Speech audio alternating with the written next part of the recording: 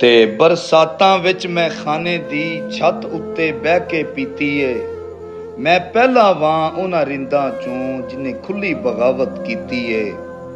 ਮੁਨਾਫਕਾਂ ਹਾਰ ਨਾ ਚਾਇਆ ਭਾਰ ਮੁਸੱਲੇ ਦਾ, ਨਾ ਪੜ੍ਹੀ ਏ ਨਾ ਨੀਤੀ ਏ। ਇੱਕੋ ਯਾਰ ਦੀ ਯਾਦ ਪਕਾਈ ਏ ਤੇ ਇੱਕੋ ਮੁਕੰਮਲ ਕੀਤੀ ਏ। ਮੇਰਾ ਤੇ ਮੋਰਖ ਵਾਇਜ਼ ਦਾ ਇਸੇ ਗੱਲ ਤੇ ਝਗੜਾ ਏ।